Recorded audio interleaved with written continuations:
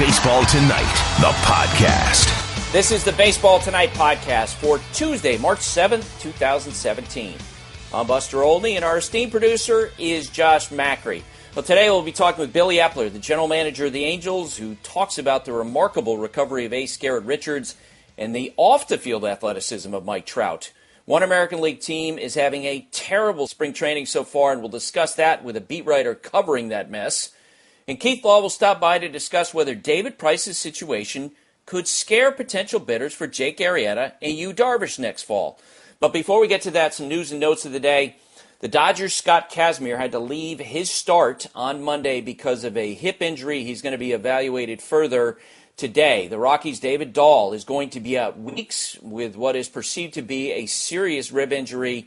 It's a stress reaction. He'll be reevaluated in 2 weeks. David Dahl, who had been expected to be an important part of the Rockies lineup.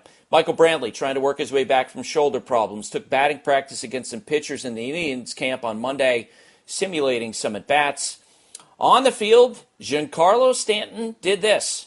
Montero delivers, and Stanton swings. High fly ball. This is deep to left field. It's just got to stay fair. It is a fair ball, and it's up and away. Giancarlo ties the game at 1, and it had enough power behind it to stay fair and defy the wind. Dave Van Horn on WINZ with that call. Chris Sale pitched for the Red Sox on Monday, his first exhibition outing, and he talked about it afterward. This video courtesy of MLB.com. Got some good work in. I mean, I'm not a fan of sitting here and saying spring training doesn't matter. You still want to get results. But I felt good. The ball felt great coming out of my hand. Felt strong throughout. I was able to throw all my pitches for strikes. So, that was a step in the right direction for that. And they made solid contact. It seemed like they found somebody. But like I said, I feel good. The ball was coming out. We got everything. Everything that happened today was what we wanted, except for the 2 runs on the board. Greg Holland, the reliever signed by the Rockies during the offseason, pitched a simulated game. His fastball velocity, according to Patrick Saunders, Denver Post, 91, 92 miles per hour. It's interesting. There's been a lot of curiosity around Holland because he threw for scouts in the fall. He threw about 85, 86 miles per hour. He certainly has brought that up. Bud Black, the Rockies' new manager, talked about Holland's workout. I think each time Greg has taken the mound, he's progressed. I think in how he looked, the arm speed, just the crispness to his pitches, how he feels. He's going through a spring training that he hasn't gone through in a couple of years, getting back and trying to regain his form and regain that feeling of being a healthy pitcher. This year he feels really good as far as the health of his elbow. Tim Tebow will serve as a designated hitter for the New York Mets on Wednesday. What are we talking about? Practice? Yep, we're talking about practice. And finally, Josh, I wanted to ask you about this. The odds came out for Dancing with the Stars. Yeah. Now, you've got the likes of Charo at 15-2, Heather Morris at 5-1, Rashad Jennings at 10-1, Nancy Kerrigan at 10-1, David Ross, Grandpa Rossi, the second worst odds of all the folks in Dancing with the Stars. The only one who's lower, Mr. T. You remember that guy? Oh, you bet I do, Buster. I pity the fool. And I pity the fool who doesn't place money on David Ross, because although his odds might be bad, that just means there's a lot of value there, Buster. I told you a couple days ago, he is my pick to win this thing, and if I can get those odds, I'm going to be a very rich man, my friend. Let's get to it. It's more than just a conversation. It's the weekly dish with Keith Law on Baseball Tonight. And Keith Law scouts for ESPN. He's on television for ESPN. He writes for ESPN. He's the author of the forthcoming book, Smart Baseball, which will be available in April. So given all that, Keith, naturally I'm going to ask you about a dancing show. On Dancing with the Stars yesterday, we got the odds from Bovada of all the contestants on Dancing with the Stars in the upcoming season. And David Ross has some of the worst odds on the show. It's 16-1, okay? The only one lower is Mr. T. And you remember Mr. T, right, Keith? I pity the fool. Yeah, I think he's about my parents' age, so that's probably not ideal for Ross. That's the only guy who's got worse odds than him. Yeah, and I mean, Charo, okay? She's older than your parents. She is like 15 to 2 odds. And I saw these odds and I thought, look, I just don't think the folks who make these odds have any idea how much power David Ross has from Cubs Nation, from Braves Nation, from Red Sox Nation. I think he's going to last a lot longer than 2 weeks. What do you think? Oh, totally. You're just saying because he's going to get the popular vote? Absolutely. Yes. I mean, the guy's a cult hero. He's got multiple World Series rings. Plus, he's the first baseball player they've ever had on the show, which I think is going to be worth something in terms of attention. I mean, I've already seen him mentioned in a few places. I think MLB's actually kind of supporting it. Oh, he's the first former MLB player ever to appear on the show. And that's one, I think it's actually a good thing for the sport just to get, because they've had so much representation from the NFL and the NBA. And two, I think that, there's going to be a ton of social media support. And the fact that he's going to be on during the season, you watch, all his former teammates are going to be tweeting to vote for him. He's going to do, even if he can't dance, which is entirely possible, I think he's going to do fine. Oh, I absolutely. Plus, you know this, the judges, I mean, David's so likable, the judges are just going to be like, okay, go ahead. Yeah, you're a good guy. David, we love you. Kind of like everybody in baseball is. So I was shocked. I'd say if Keith, if you're into dancing, betting on Dancing with the Stars, then I'd say that would be a worthwhile bet at 16 to 1. All right, I wanted to ask you about a piece I wrote today about the David Price injury and how it might be an affirmation for teams that making big investments, and David Price got the biggest contract ever, $217 million over 7 years, on pitchers who in that 29, 30, 31 age range, generally speaking, is bad business. And I think that the analytics community absolutely determined this many years ago, but there always, of course, are owners who jump into some of these negotiations. But I think that's happening less and less. And I do wonder in the fall, that when Yu Darvish and Jake Arrieta become free agents, Yu Darvish will be 31, Jake Arrieta will be 32 years old next spring. These are going to be two great test cases for what I perceive to be an improved discipline in the industry with players and contracts. And I'm going to be fascinated to see if the agents for these guys can actually get them deals approaching $200 million. Because I got to tell you, I have my doubts. And what happened with Price is just a reminder to folks in the industry of how much of a gamble this can be. I agree. I've even had agents decry to me what they see as the analytical teams, the analytical communities focus on efficiency, on essentially getting good deals rather than maybe necessarily overpaying for certain players who might, say in the case of a David Price type or Jake Arrieta, if you're a club that's on the cusp of being a division winner, you might overpay for someone like Arrieta or Darvish because it's going to put you over the top. It's going to increase your playoff odds so much. And this agent, the one in particular I'm thinking of, was essentially arguing teams, the analytical guys at least, are saying, no, you don't do that deal because it's a bad deal. You don't want to be the one who struck the bad deal, who overpaid for the player. You'd rather succeed with the underpaid guys he kept using the word efficiency, which I think is probably a buzzword he's heard from clubs too, that it would be they're not going to sign the inefficient deal. They're not going to sign the player who's overpaid, who has the higher risk. I guess overpaid is the wrong word, but who has that risk profile of a Price or a Strasburg. Strasburg signs the big contract and immediately misses a good chunk of the first season under the new deal. And then looking at those two guys too, Darvish coming off Tommy John surgery, the long-term track record of Japanese pitchers coming from NPB to the majors is actually quite poor. And Arrieta has, let's say he has another Arrieta season. That's 3 good seasons after some horrendous tenure with the Orioles, and seasons where he hasn't been overworked with the Cubs, but he certainly handled pretty high workloads. You've got to figure his performance-related risk is probably towards the high end. So that's a bunch of different reasons I think I ran through that all kind of support your contention that these guys are probably going to find less of a market for the mega deal, that the mega deals that some of these other guys have signed, recent starting pitcher free agents, than they would have if they'd hit the market 2 years ago.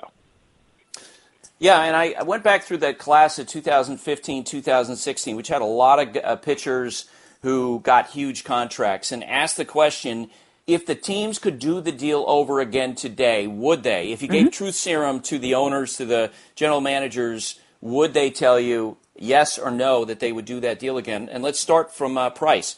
If you talk to the Red Sox today and ask them, would you give David Price $217 million over 7 years? The answer, of course, would be absolutely no. Agree? No. Agree. Yeah. Would Arizona like to get out of its 6-year, $206.5 million contract with Zach Greinke? Yes or no? I mean, it's like 35% of their payroll, right? It is the worst. And he's not even a bad pitcher. I guess we should say that on Price, too. This is not really a comment on the quality of the pitchers, but it's the contract. And the Greinke contract might be the worst for the club of anything you're going to run through here because it is strangling them because of the size of their payroll and the size of the contract, how much of the payroll it takes up. And it's almost impossible for them to move him without having to say to the other club, yeah, well, we'll pay 30% of the contract too, just to get this off our books. And obviously they don't want to do that. Jordan Zimmerman got 5 years, $110 million from Detroit. Would the Tigers do the same deal again today? No chance. No way. And that's one I thought was risky to begin with because he was already showing some signs of decline. And now I think he's shown even more since he signed the contract, which is making it, as you said, look worse in hindsight. Johnny Cueto, 6 years, $130 million from the Giants. That's the one contract among those that I'm listing here where I think the team would say, you know what, we're good. It's working out so far. Yeah. Agree? Yeah, so far, so good. I would absolutely still be worried about him just because of the year and a half or so before he signed that contract. There was a lot going wrong. I mean, it looked like that had the potential to go south very quickly. I'm glad it hasn't. If I'm sitting in their front office, I'm still kind of covering one eye every time he pitches because I'm hoping he doesn't end up grabbing something, just, again, based on his recent history right before he signed. Two I didn't mention in my column. Mike Leake and Jeff Samardzija, their deals under $100 million from their respective teams, Cardinals, Giants. Would those teams do those deals again if they knew then what they know now? I don't think there's any chance. I might argue for the Cardinals, just in that, especially because obviously they've had problems keeping pitchers set. Well, I shouldn't blame this on them. They've had pitchers get hurt. But at least with Leake, they could say, yeah, we overpaid, but we're getting some predictability here. We're getting reliable innings. He's not an ace or close to it, but we know what we're getting. Samardzija, I think no chance. I agree with that one. I think that, and you could even say the Cardinals might say, we love him. We love having him. If he were back on the market, we might be able to get him for 20% less. Right. And, of course, the Nationals worked out, you made reference to it, $175 million deal with Steven Strasburg last spring. Would the Nationals, based on the information that they've gleaned since they did that deal, would they do that deal again? To me, if you take the owners out of it, the relationship with the agent, right, Scott Boras, no chance. Tell me if you think I'm wrong. When they signed that contract, too, I thought there was, in addition to what you just mentioned, a little bit of the fame issue. Like, this guy is, he was the number one pick. He was as hyped as any amateur pitcher since I started working in the industry. And, he was putting fans in the seats for a long time. And still, when he's on, it's absolutely electric. And I wondered at the time if there was some of that, too. We don't want to let this guy go because he's got some marketing value to the fan base, and, of course, the recognition, too. If he ever has a full, healthy 220-inning season, he might win the Cy Young Award. You don't want to be the team that let that guy walk away either. Now, you have a piece today that's going up on players that you have scouted this spring. Taijuan Walker, Jason Hayward, Tyler Glasnow, Tim Anderson. Tell me what you saw in those guys. So this is guys where I've talked. This is me talking to scouts about each of these guys. I haven't seen these guys myself yet. I will, obviously, as I get out to spring training. But it sort of built off of media reports on, hey, Jason Hayward's reworked his swing. He worked all winter with coach to reposition his hands. Taijuan Walker gets traded to Arizona. They're changing his delivery. And so let me call around, talk to some guys who've actually seen these guys and seen these players. Say, one, do you actually see the difference? And two, do you think the difference is any good? So just in the case of Taijuan Walker, talk to a scout who had seen him in the past, too. Talked to a couple of scouts, but one in particular who had a long history with Walker, who said, yeah, this is probably the best he's looked delivery-wise in a couple of years, that his athleticism, because Walker's a great athlete, is finally back in the delivery. He'd become much more rigid. He'd shortened his stride at one point. His release point had backed up. Now he's more athletic on the mound. He's getting out over the front side a little better. There's more fastball life. I think there's maybe even a tick more velocity than there had been. And so all the folks I've talked to in Arizona and from other scouts are pretty optimistic. This guy's finally going to take at least a step forward. Hayward, on the other hand, it's the other way. His hands are in a different position. He might be in a better spot to get to the zone, but the bat is still slow. And so as a result, the quality of contact hasn't been good outside of yesterday. I think yesterday was actually his first hit of the spring. And if you look back at his StatCast information from last year, his contact quality was very poor. A lot of pop-ups, a lot of weak ground balls. And if you can't figure out why the bat speed is gone, he's too young to just have lost his bat speed. You can change the mechanics all you want. It's not really going to solve the core problem. And you mentioned Glasnow and Tim Anderson? Yeah, so Glasnow, I'm dying to see Glasnow if I get a chance when I'm in Florida, too, because I did see a little video clip of him, and they've changed the delivery. I think they're trying to get him to gather himself and stay over long. Glasnow is 6'8", and a lot of these taller pitchers used to work with Ben McDonald on ESPNU, and he always thought he's gigantic, 1.5 taller than I am, and he was always talking about how hard it was to just keep himself coordinated on the mound. And you can see, I saw that with Alex Meyer. You can see it with Glasnow, and the Pirates are really trying to get him to be able to repeat the delivery. You can't command the fastball if you can't repeat the delivery. I'm not sure about this new delivery, though. That really seems a little too robotic to me. And huge pause when he's on the mound now. Again, I want to see it work. The scouts I talked to didn't like it. They thought it was sort of overly worked, that it was not going to help him repeat. He was great his first time out. He was terrible. Well, I shouldn't say terrible. He was much worse the second time out and couldn't throw strikes. Tim Anderson was an interesting story because it actually started out from a comment from someone with another club who said they thought he'd really changed his swing to become more compact, and went back to the White Sox people. They said, we haven't touched the swing, but we've really changed his approach. We've got him working on just focusing on getting stuff in the zone to swing at. Just the simple, don't, it sounds stupid, but don't swing at it if it's not a strike. If you look at Anderson last year, he was just swinging at kind of everything, just trying to survive.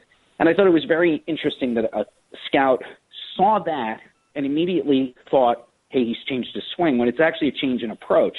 That might mean he's swinging a little more compact now because of the decisions he's making. But it was interesting to me that this was something that started with a mental change for Anderson rather than a physical one, and it just might be showing up in the type of swings he's taking, which to me is very positive, because he is going to have a hard time having any kind of offensive value unless he walks at least twice as often as he did last year. Just to follow up real quickly on Jason Hayward, I mentioned earlier in the winter that I think that he probably has more at stake in the month of April, maybe in the month of May, than any player in baseball this year, because I think the Cubs at some point are going to say, you know what, we watched real ugliness in 2016, and we're not going to watch it all year this year. We're going to alter his role, where he would go into the mix of outfielders, maybe be a platoon guy, face some right-handed pitchers on some days, be used as a defensive replacement late in games, be used as a pinch runner. I just think because of how good that team is and because of the other options, they're not going to sit and watch 600 plate appearances of what they saw last year. Oh, I completely agree. I mean, I think John Jay is there. Albert Almora is ready to play. He'd be somebody's everyday center fielder. And maybe he's not in the Cubs because of how many other guys they have, but he's ready. You've got Zobrist, who kind of play anywhere. Schwarber is going to be fighting for at-bats. They've shown they'll move Chris Bryant around the field, too, to potentially get someone else in the lineup. They have more than the 8 hitters that they would need to actually fill out a lineup. And we all praise Joe Madden for being clever at how he maneuvers guys and gets guys playing time. At some point, though, if it looks like Hayward isn't going to be one of the 8 most productive hitters or even 10 most productive hitters on the roster, they're going to make him a highly paid bench player. They're not stupid, and Madden will certainly try to work him into situations where Hayward might be able to contribute something. If it's just pop-ups and weak ground balls, if he's getting blown away by velocity on the inner third, they're just going to sit him. Even if he has some decent early results, they're going to see – this is one of those things with the StatCast data now. They're going to see the underlying information and say, look, he's gotten away with some stuff now, but the end is coming, and we can't continue to play this guy when we have better options sitting out right there for us to potentially put in the lineup, or it's a Delario who comes up from AAA and we work him in there somewhere. They've got way too many guys to continue to get at-bats to Hayward if he's going to be non-productive like he was last year. Last one, we got about a minute left. I want to ask you about Brett Laurie, who was cut free by the White Sox the other day.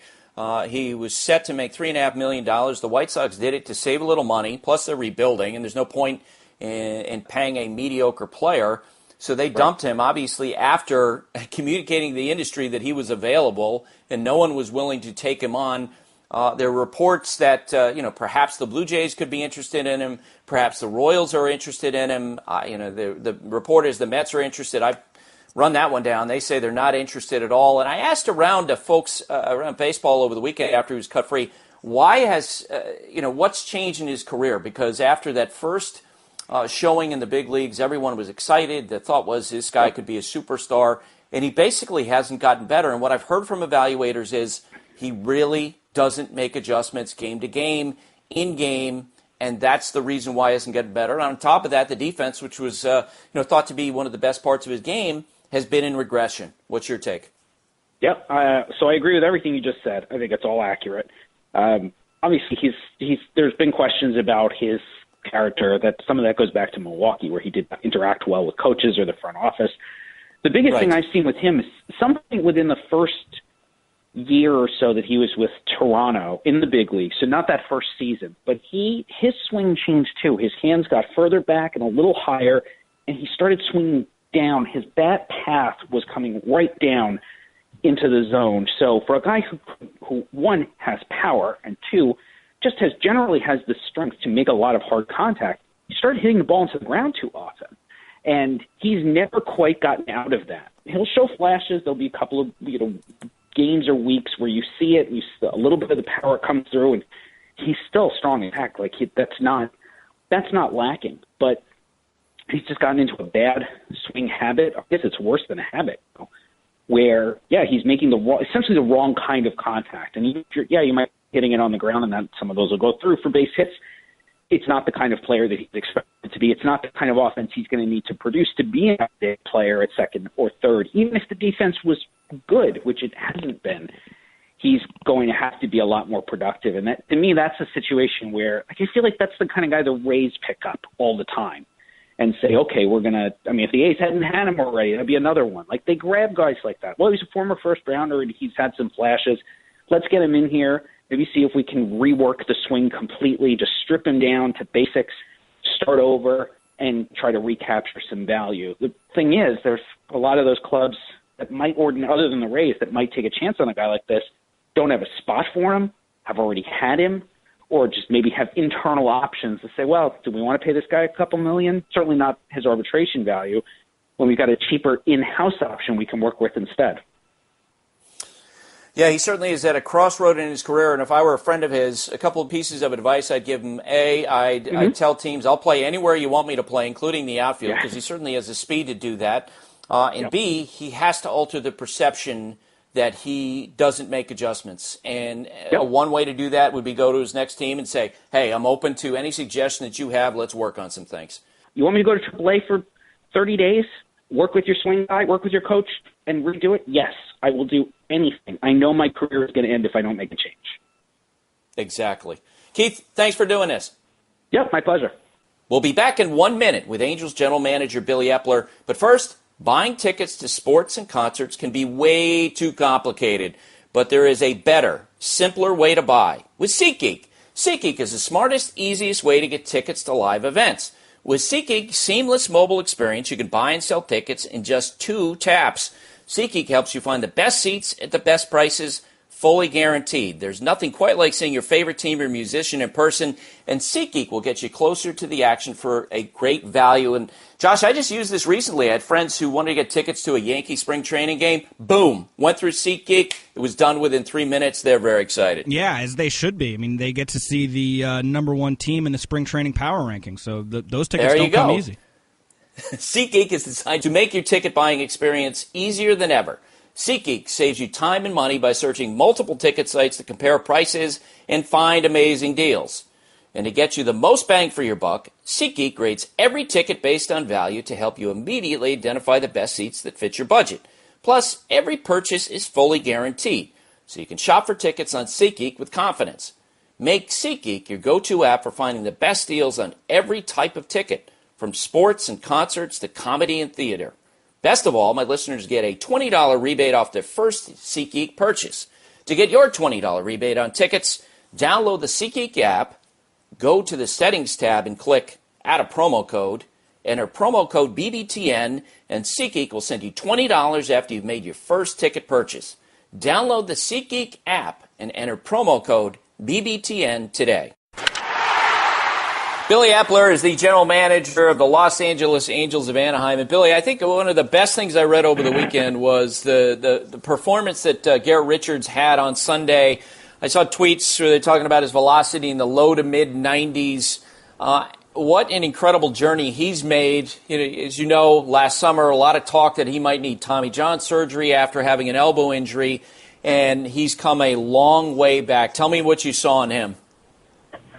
Yeah, actually, even a little tick more velocity from him. Not that we're using that as the only barometer, but just to see some accustomed velocity from him. I mean, he was 94 to 98 miles an hour, and it was the two seam that he really started to focus on as he started to get some pitches under his belt, and that was 94, 95 with the two seamer, and it was moving all over the place, which is been kind of been his MO is the movement on that fastball, both cut and sink, and sometimes some of the catchers will just kind of sit up on the halves because his ball really does move, and so we were seeing that that velocity coupled with the movement, and then some really, really good sliders at 80, 89. To one slider he threw was 91 miles an hour, so he's averaging 90 with the slider and 80 with the curveball, and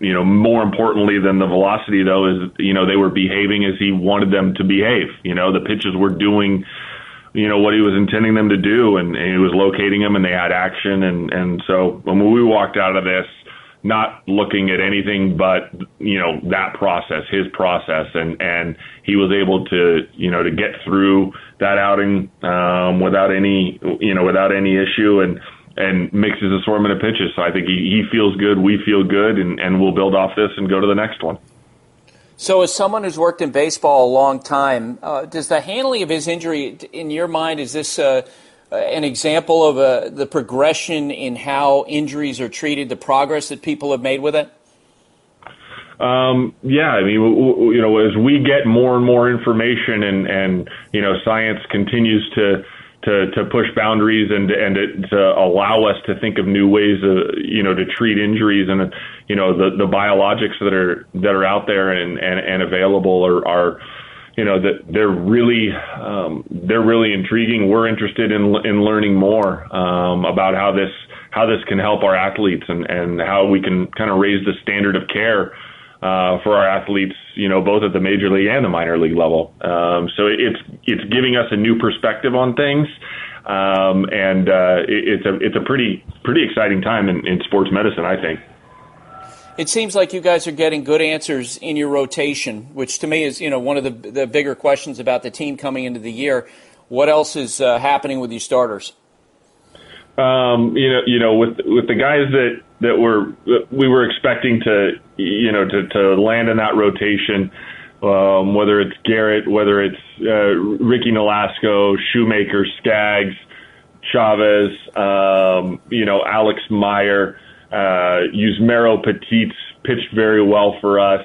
Kind of an intriguing guy that a lot really didn't drop into the rotation, but he's raising a lot of eyebrows around campus. JC Ramirez as well. I think for him it's just seeing how he is as his pitch count increases, right? So if we're moving him in 10 to 15 pitch increments, outing to outing, how is the integrity of his stuff? Meaning, is he able to make that slider both bite, and is he able to throw it where he wants to throw it, as well as the curveball? But he's got three above average weapons, so to speak, with the fastball, the new curveball, and the slider. And he's starting to raise some eyebrows around here as far as, I wonder how long that lasts from a pitch count standpoint. Can we get that to 55? Can we get that to 70? Can we get that to 85 pitches? I think that's what the rest of this spring will help us uncover. But again, having some multiple out pitchers, I know that they're starters and relievers, but trying to understand, if a starter goes 5 1/3, can we have two guys in that bullpen that can get 9 outs? And go out and give us 3 innings and let them just take the ball and run with it from the middle innings all the way to the 9th. That would be a little different way to peel back the onion, but again, not to oversimplify, but outs are outs. I just want guys to be able to get as many as they can. Tell me about your thought process before you made the trade for Martin Maldonado, obviously a good defensive catcher from the Milwaukee Brewers, which I think reflects your general focus as a general manager. Yeah, absolutely. We really value the defense behind the plate, and when we can honor to use a very traditional scouting vernacular, if we can honor the primary tools of that position, which are field and throw, we're gonna honor that first and make sure that those top 2 tools have significance and have impact. And we felt that with Martin, we were getting that and felt comfortable. Obviously, we had some familiarity from Ron Renicky, who had him when he was managing Milwaukee, so he could elaborate on some things beyond just, hey, his fielding ability is good and his throwing ability is good, which everybody can recognize, but his game calling, his game management, his relationship with pitchers, how he prepares, he added a lot of color into that decision making and gave us comfort to ultimately be able to execute that trade. But it is a defense first position in our eyes. It's the only position on the field that's responsible for 12 other players. Every pitcher that steps on that mound is that catcher's responsibility, and we articulate how important that is to our catchers, and they embrace that responsibility. Where does Albert Pujols stand? Right now he's standing upright, which is a good thing. He feels good. He's able to put weight on that foot. He's able to change direction. So far, and I know this is an exhausted analogy with me, but so far every mile in this race, Buster, he's hitting his times, he's hitting his marks, and so we're going to continue to let him run. No pun intended. Give me your favorite off-the-field example of Mike Trout's athleticism that you've seen. Let's see. Okay, so I was with him,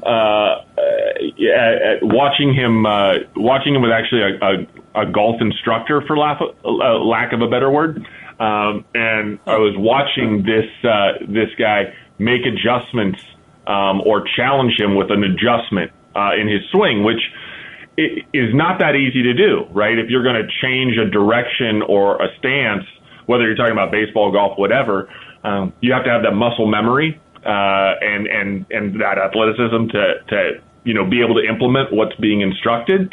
And within the second golf swing, he had exactly what was instructed or what was challenged down, and it was that learning curve. I don't know about you, but I've never experienced a learning curve like that from a personal standpoint. So I thought that was pretty unique to see him be able to apply something so fast. After he plays his final baseball game, what kind of golfer will he be? If you put a number on it. Oh gosh, he'll be a scratch golfer. All right, last week you saw Theo Epstein, one of your peers, Chicago Cubs, take batting practice, and I asked the question of other executives, who would be, and we take the former players like Jerry DiPoto out of it, okay, guys who played in the big leagues, who among the general managers would be the best pitcher and the best hitter? Oh, gosh. Wow. you stumped me right now. This is a question I clearly have never been asked. Cash likes to claim that, Brian Cashman, the Yankees general manager, yeah. I know he hit at Catholic, right, at Catholic University, and he claimed it was really fast and all this, and but this is a really tough one. I haven't given this thought. I don't know. Mike Hazen seems pretty athletic, right? Yeah, you're not the first person to mention him. Others have mentioned him as well. Yeah, as I kind of think through this real quick, I don't know. How about Friedman? What about Andrew? He supposedly was a good hitter in high school. That's the rumor. Mike Hill could hit. So, well, and Ross Atkins, of course, pitched in the minor leagues. Ross Atkins, yeah, I got to drop it for Ross, no doubt. Wow. So yeah, well, pretty good. This sounds like a softball game waiting to happen. I'm telling you, I think Theo inspired the entire industry with that one piece of videotape against Ryan Dempster. Hey, Billy, thanks for doing this. Yeah, no problem, Buster. Take care. It's time for some Inside Heat on Baseball Tonight. Jason Beck covers the Detroit Tigers for MLB.com. And, Jason, it seems from the outside looking in, reading your stories, listening to the post-game interviews, Brad Ausmus, the Tigers manager, is very frustrated with how the Tigers have pitched. And, Josh and I have been joking about how if you were to do spring training power rankings, the Yankees would probably be one of the top two teams. The Diamondbacks might be one of the top two teams. The Tigers might be the worst team based on what we've seen so far this spring. Tell me what you've been looking at. A lot of walks, a lot of slowly working pitchers, and what seems like a procession of runners on base. It's been rough. Some days it's really been brutal to watch, quite honestly. As guys are, some guys are searching for their stuff, trying to search for the strike zone. Other guys, you can tell, just aren't ready just yet. And other guys, you wonder if you're looking at the tail end of their time in the Tigers organization. And it's been a combination. I think this is about the most frustrated I've seen Brad Ausmus, certainly in his spring training, and maybe even at any point in the season in a while. I think even during when this team finished as badly as it did in 2015, I think there was an understanding of these guys, they went young at the deadline. You knew that there were going to be some struggles down the stretch. Here you're seeing guys who, it's one thing to get hit, and this has been Brad's point, it's one thing to get hit around and to, missing the strike zone and pay for it. These are guys who are falling behind hitters consistently, who are putting extra runners on base.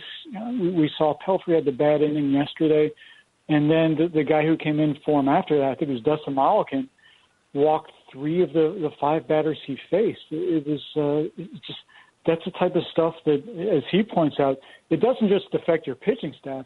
That affects your offense because your fielders are out there standing around and they're basically getting bored and having to stretch to keep their muscles working. Yeah, and that's when people say spring training results don't matter. My response to that always is, yeah, practically speaking, wins and losses don't matter, but literally hundreds of decisions are made by teams based on what happens in spring training. And so the Tigers are concerned. I know that they've actually taken some steps to address some of this, meetings, that sort of thing, correct? Yeah. Ausmus and the pitching coach, Rich Doobie, both have talked to these guys, I think together and separately, about throwing strikes. And, that while, spring training is a time to work on some things, there's still an expectation that you're going to be able to get guys out and you're going to have at least some relatively efficient innings because if you keep on having 20-minute innings, as Brad pointed out, longer in some cases yesterday. I think there was one half inning that went on a half hour. It seemed like I didn't have the timer on it, but when you do that, it affects your teammates. It affects the rest of your team. The inning where Pelfrey got knocked out and Malkin walked the guys, there were 4 visits to the mound, 2 by Ausmus to make pitching changes and 2 by Rich Doobie to talk with the pitchers. They ended up with a guy they drafted last year having to finish out the inning because the guy they brought in to originally finish out the inning couldn't finish the inning. So it's the cascade effect, I think, is what they were reminding people of. And that, yeah, while it's great to be able to work on this pitch that you've always wanted to try, you can't just fool around out there in spring training. There is still an expectation. Now, you've made reference to the fact that some decisions could be made about some of the, veterans on the team who are guys who are making a lot of money. Anibal Sanchez is owed about $21 million in salary this year, plus a $5 million buyout and an option for next year. Mike Pelfrey is making, $7-8 million this year. $8 million, I believe. He potentially is in jeopardy. Do you think that the Tigers are prepared to make really hard decisions with those guys? I think they went in the camp expecting it. You're going to have to make some hard decisions, at least on some guys. Because even coming in the camp, unless something drastically changed, you had to go in expecting that you weren't going to be able to carry Pelfrey and Sanchez and Mark Lowe, mind you, who's making, I believe, $5.5 million this year, carry all those guys on their pitching staff and still expect to win, unless these guys drastically change their fortunes from last year. And from what we've seen out of all these guys so far, it's going to be difficult even to carry more than one. It's these guys right now don't look ready. And I know that when you're a veteran pitcher, you can talk about being able to work on stuff in spring training and trust that that the light's going to come on when it comes time to seal up a job. I know Pelfrey talked about that yesterday, that he expects his velocity, which has been down markedly from even last year, will come back. And Sanchez has talked about something similar as he tries to work through his struggles. These guys knew coming in that they were going to have to show stuff to keep a job, to stay on this team. So, it's the time to shore things up is pretty much now, I would say. This spring, the Tigers pitchers have allowed 54 walks. That's the most of any team in spring training in baseball, and opponents are hitting .301 against the Tigers staff, so we'll see how that progresses. All right, let's talk about one thing that seems to be going much better. Third baseman Nick Castellanos seems to have come into spring training on a mission, Jason. Yeah, he's impressed me more than anybody on this team, probably far and away. It's not just the way he's hitting. I think a lot of us who've watched him since he got drafted thought that the bat was going to come around eventually as he got more seasoned. He's come into camp in really good shape.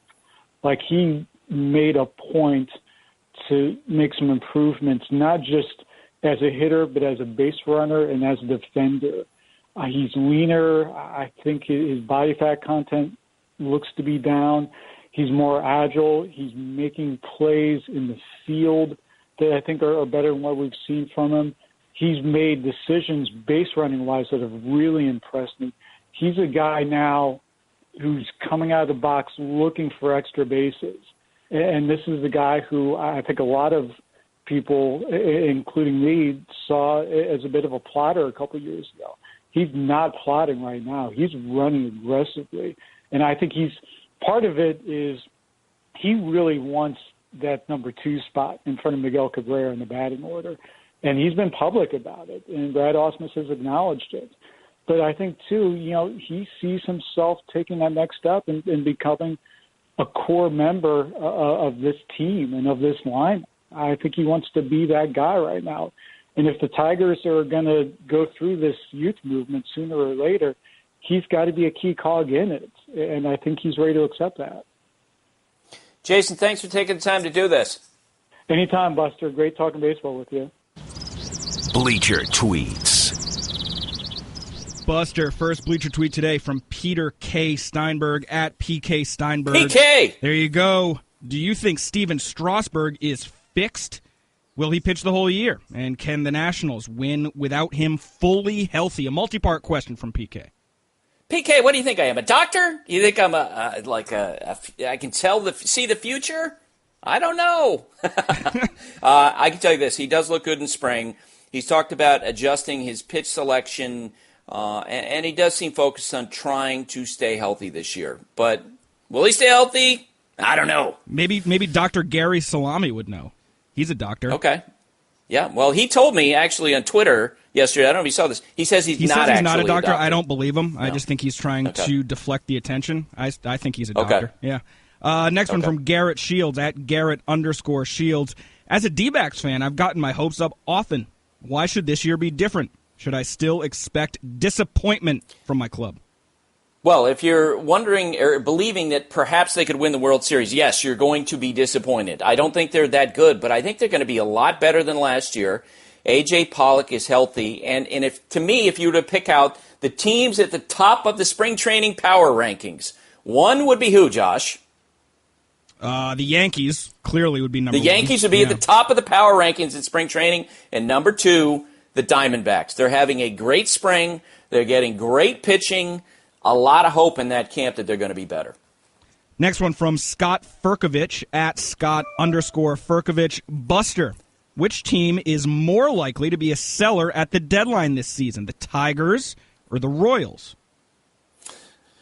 That is a great question. I'm going to guess it's going to be the Royals, in part because they have more marketable players. Their players are more marketable, I should say, where an Eric Hosmer for the last 3 months would be a player that other teams would want. Mike Moustakas, the same thing. Lorenzo Cain. Where on the other hand, the Tigers can call other teams and they could say, hey, would you be interested in Miguel Cabrera and the $10 billion he's owed? Or Justin Upton, same situation. I think the Royals probably will make more trades during the year. Of course, Buster, a little while ago, we just heard from Angels GM Billy Eppler and Don Irvine. At Don Irvine would like to know, can the Angels bounce back this year? And if they don't, how safe is Mike Scioscia's job?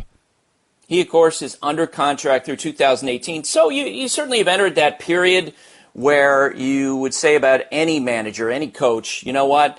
There might be a reason for the team to look to make a change. I will tell you this. When I've talked to Billy about Mike Scioscia, he's talked about how much he likes working with him. So we'll see. And finally, we have this one from Ty Tesher, at Ty Tesher08. Ty says, Byron Buxton had a solid September last year. Can we expect him to have a breakout season this year?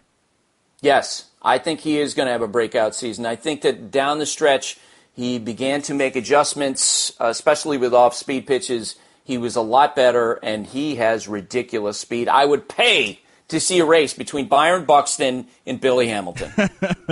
A good crop of Bleacher Tweets today. Keep them coming. Use the hashtag Bleacher Tweets. Well, that's it for today. My thanks to Billy Eppler, to Jason Beck, to Keith Law, and to Josh Macri, who produce this podcast every single day. Have a great day, everybody, and thanks for listening. Thanks for listening to the Baseball Tonight podcast. If you're playing fantasy baseball, don't forget to listen to the Fantasy Focus podcast. Check out all podcasts at ESPN.com/PodCenter. Baseball Tonight, the podcast.